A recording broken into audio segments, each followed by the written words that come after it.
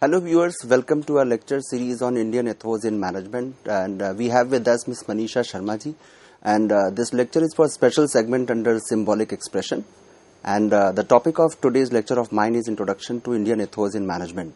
This is going to be part 1 of our lectures on Indian Ethos in Management. And here in this very lecture I have planned to tell you about the ancient Indian wisdom for management. Here I'll be giving you a brief introduction about Indian Ethos, and then we'll also talk about components of Indian Ethos in brief, and eventually we'll talk about salient ideas and thoughts of IEM, that is Indian Ethos in Management, and what is there into ancient scriptures. This is what I have planned to deliver in today's lecture. So my dear learners, a very pertinent question comes to us whenever we talk about the management as a subject, as a discipline. And we very often go through the Western ideas, Western thoughts, and we feel that those thoughts are the only guiding principles for commerce and management. But here I would like to tell you what we call as Indian knowledge system. What is there into ancient Indian wisdom for management? That is something which I am going to tell you in today's lecture of mine. If we look at the Indian civilization, which is having a recorded history of more than 5,000 years, and it is one of the oldest civilizations in the world, and it is something which we need to understand and realize that we have the oldest civilization, which is more than 5,000 years old, and the contribution of India and Indians, its citizens, to the entire universe is enormous in various fields of knowledge, and management is also one of the field where our ancient wisdom, our scriptures, our epics, they have certain guiding ideas, certain guiding principles for the management as a discipline. And there are several classics such as Vedas, Puranas, Upanishads, Ramayana, Mahabharata, to name a few, and they offer the meaningful management lessons which are very much relevant even in the modern context. So when we talk about Indian ethos, a very basic question comes to our mind. What do we mean by the Indian ethos? Because some students feel that ethics and ethos, they are the same, but which is not so. So I just thought of putting in front of you the dictionary meaning of what is ethos. And the Cambridge dictionary defines it like this, that it is basically the set of beliefs, ideas about social behavior and the relationships of a person or group. This is what is explained by Cambridge Advanced Learners Dictionary, which says that it is basically a set of beliefs. Beliefs means whatever trust we have into a specific set of principles, specific set of ideas regarding social behavior. And whenever we interact in a group or we interact individually, what kind of relationship we are maintaining. For that, there are certain set of beliefs and ideas, which is basically known as ethos. And when we when we talk about specific to this Indian scenario, we call it Indian ethos. So what is ethos? Another definition: the moral ideas and attributes which belong to a particular group or society, and this is something which is defined by Oxford Advanced Learners Dictionary, which says that these are the moral ideas and attitudes which belong to a specific group or society. And since we talk about Indian society as a whole, so whatever is there, whatever moral ideas and attitudes which belong to our society, our Indian society, that is known as Indian ethos. So the Indian ethos is basically the outcome of the Hindu way of life. When we take India as Bharat, we say that it is basically the outcome of the Indian way of life, I should say. Indian ethos means application of those principles of managing and organizations revealed in our ancient wisdom described in Bhagavad Gita and Upanishads. Because whenever we look at Srimad Bhagavad Gita, we find several management lessons into that, and even the Upanishads, they are also there to offer us certain guiding principles for management as a subject, as a discipline. So what is Indian ethos in management? If I have to define, I would say that it refers to the values and practices which are Bharatiya Sanskriti or Indian culture. It may contribute to leadership and management. When we take management as a subject, we also include leadership into that, and what is there with the Bharatiya Sanskriti, with the Indian culture, to offer to this leadership and management, that is basically called as Indian ethos in management. And these values and practices, they are basically rooted in the eternal essence which is known as Sanatan Dharma. Sanatan Dharma means the one which is in eternal essence, which is there into the practice, which was there in the past, which is here in the present, and which will also continue in the future. And they have been influenced by various strands of Indian philosophy. That is what is called as the Indian Ethos in management. And it actually means application of principles of management revealed in our ancient wisdom, described in Upanishad and Srimad Bhagavad Gita. And there are certain basic principles of management which are as per Indian wisdom and insight, which I would like to highlight here. That these are basically known as the basic principles of management if we look at the ancient Indian wisdom and their insight. The first one is that each soul is a potential God. We basically take human being as a miniature of Almighty. We feel that each and every one of us is having some part of that potential God in ourselves. That is what is our Indian philosophy. That is what is our Indian wisdom and insight about taking human being as a part of Almighty. Second one is we believe into holistic approach. We don't believe into the individual development or individual achievement. We look at the holistic approach, the overall, the entire humanity as a whole. We take whenever we have to talk about managing the resources, managing the organization, managing the family, managing the society, and managing the nation. So we take basically the holistic approach in whatever area we are working. The third one is we offer equal importance to not only objectivity but also subjectivity. This is the beauty of the Indian wisdom and insight, that we do offer significance and importance to subjectivity as well. Some people say that we need to be very objective. 2 plus 2, 4 is there. 1 plus 1, 2 is there. But it is the ancient Indian wisdom only where we look at the synergy, where we say that 2 plus 2 is always not 4. It may be due to synergy, it may become 22, it may become 11 when we take 1 and 1. So there is an equal importance to subjectivity along with the objectivity, which is the point which differentiates the Indian wisdom and thought with that of Western ideas, Western philosophies. And the next one is we believe into the karma yoga. We talk about the collective work. We actually, when we look at the components of Indian ethos, there are different components of it which comes in front of us. First one is that we don't offer any significance to ego. We talk about ego, sublimation rather than ego assertion. And we feel that ego is good for a human being. Ego is important, but being egoistic is something which is not expected from us as a human being. So we talk about ego sublimation rather than ego assertion. So we don't believe into the assertion of ego. The second one is we actually follow the path where we have a sacrificing spirit in place of fighting spirit. We don't believe into fighting. We don't believe into any kind of fighting or any kind of attitude clash or any kind of conflict. We believe into the sacrificing spirit. Like suppose and there are a number of examples into our scriptures where one has sacrificed for the benefit of others, and that is the spirit which we follow when it comes to Indian ethos in management. The next one is we believe into the team achievement rather than individual achievement. We don't believe into the success of one person only.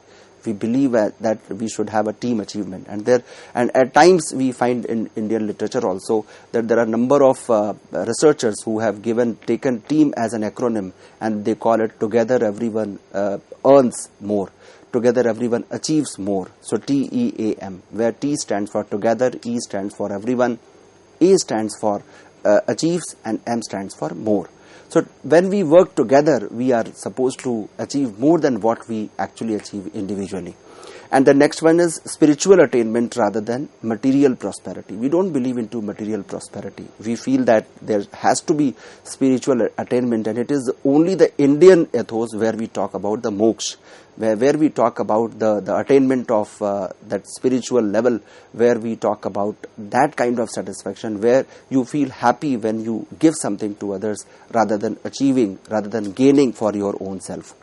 So self-control is something which becomes the integral part of our Indian ethos rather than external control. We don't believe into putting somebody on surveillance, running after somebody to force them to work. We actually believe into self-control, that the person should behave in a self-disciplined manner. where the person himself, there is an inner desire to work, and they don't require any kind of moderation, any kind of instruction. Rather than that, they are actually having the self-administration, self-discipline, and they basically have their self-control. And that kind of philosophy we are going to talk about when it comes to Indian ethos in management. We believe into concept of duties rather than concept of rights only. We say that duties come first, and after that rights basically follow. So I should be dutiful, I should understand the relevance of my duties, I should take my duties as something which I worship, and that is what we believe, that is what we get in Indian ethos in management.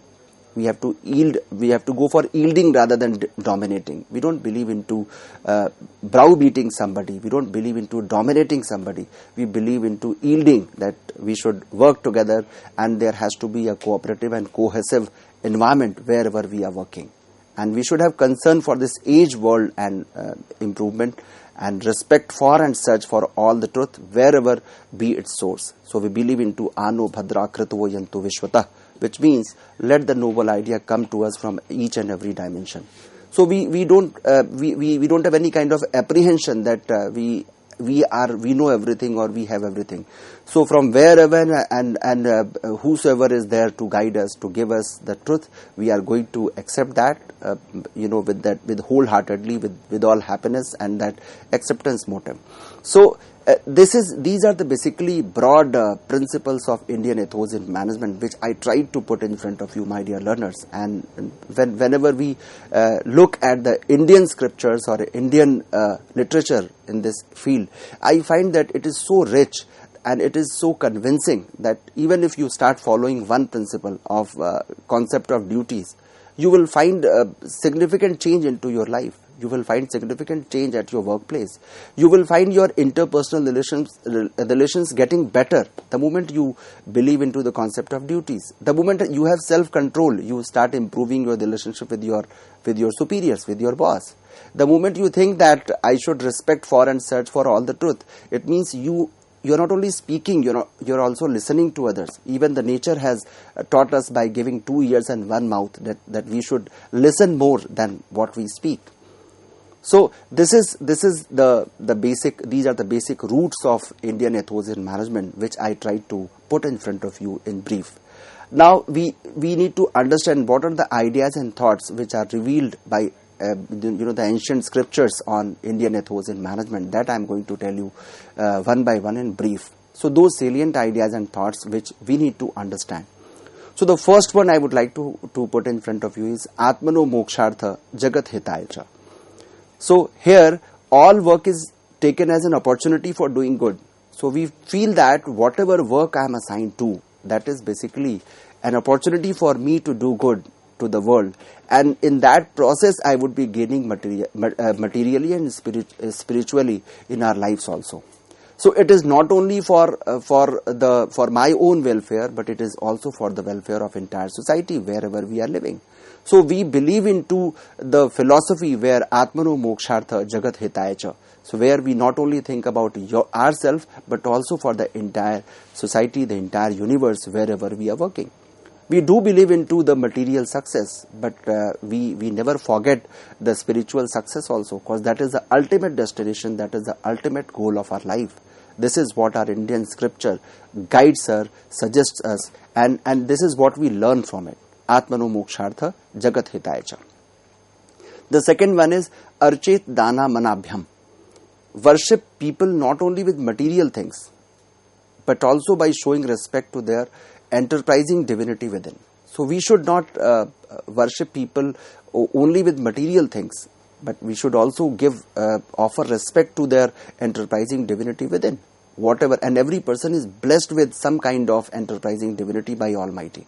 It is only up to us to realize whether those people, whether we understand, we realize their significance or not, or whether we recognize, we give due recognition to those enterprising divinities which is there inside their personality, in their persona. It is we have to realize.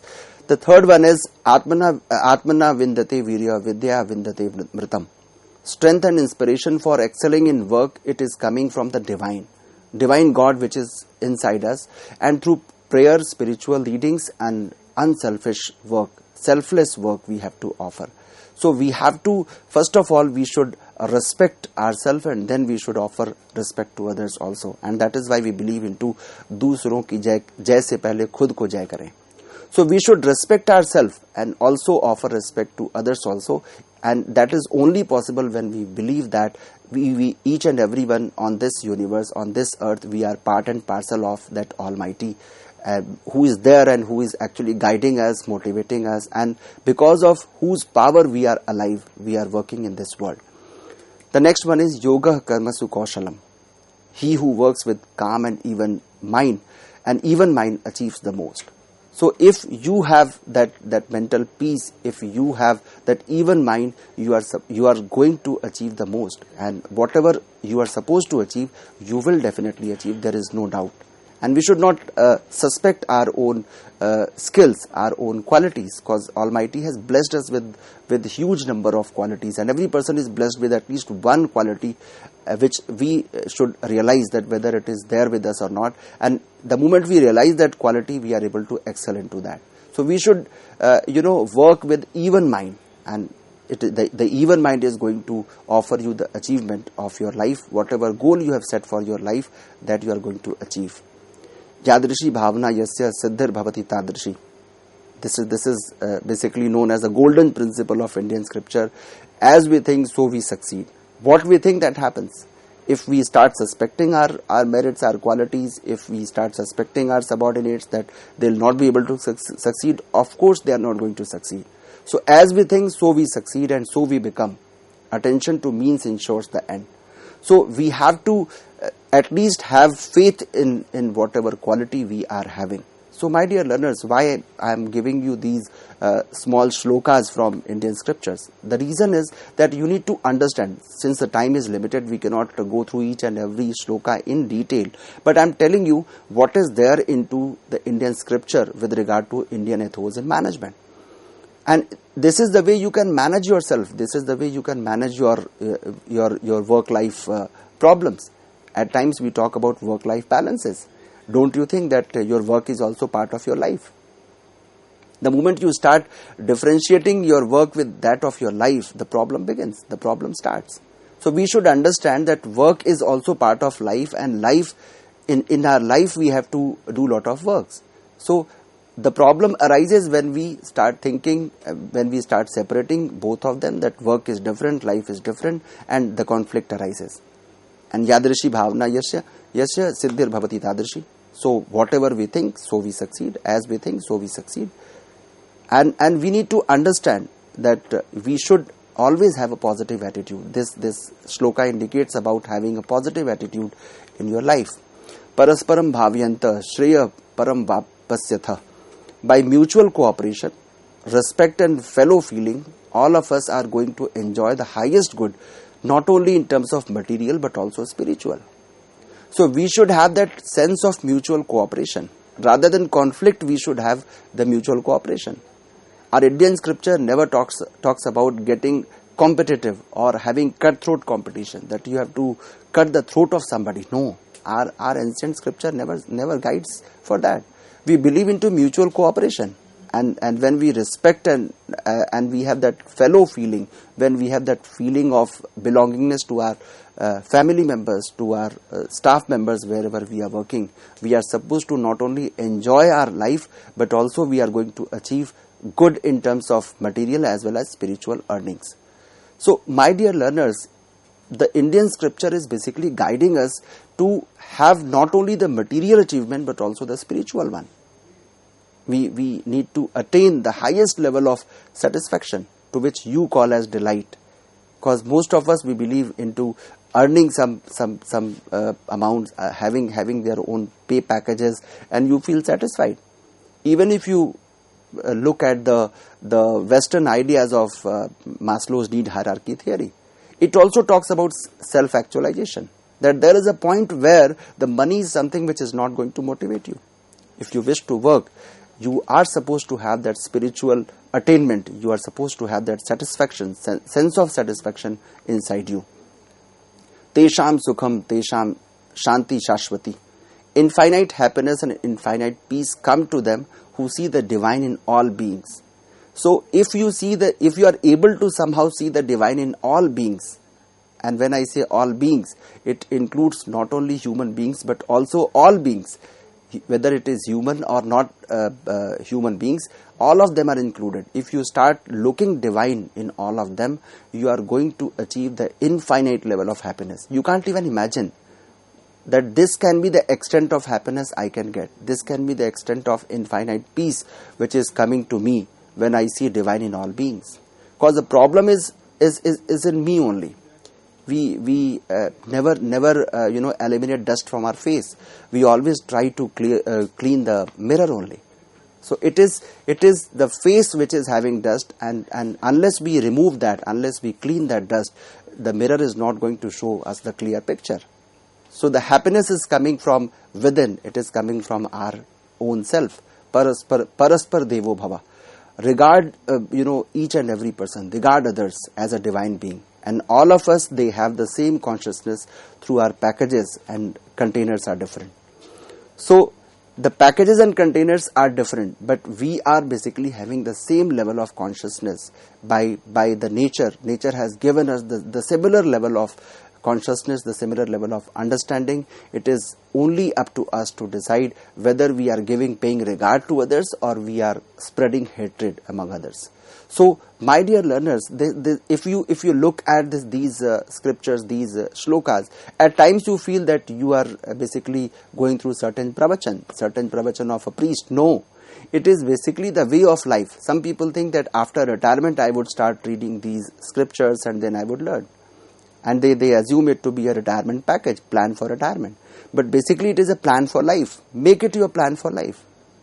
Don't defer it till that time when you feel that suppose if I could have somebody could have guided me earlier when I was working in that company, I might not have had that kind of behavior with my seniors, with my subordinates, with my fellow members. So in place of having the huge level of remorse, great remorse for your wrongdoings, it's better to understand what you are doing, what you have done. So, my dear learners, in this way we have tried to give you a brief introduction of what is there into Indian Ethos in management. And this is basically under UGCF, under this NEP, we have a complete subject, a complete paper for different courses. Even at BCom honors level in universities, they have this subject as a course. What is the need of having this kind of topic as a discipline? Because we need to understand what is there into the Indian knowledge system. And we need to understand to what extent it is guiding us in a positive manner. And we are actually running after the Western ideas only. When we have all the remedy, the entire remedy at our home, what is the point of roaming here and there and running after those catchy names, catchy ideas? We should first understand what is the reality. So, my dear learners, in this way we had a brief understanding of what is there into Indian Ethos, what is Indian Ethos in management. In brief, I tried to explain to you. In the next lecture of mine, I'll tell you about the different principles of Indian Ethos in management. We'll also talk about Nishkam Karm and Sakam Karm, the key differences, and management concepts, the way they are redefined. So I hope you must have understood and enjoyed today's lecture of mine. Thank you so much.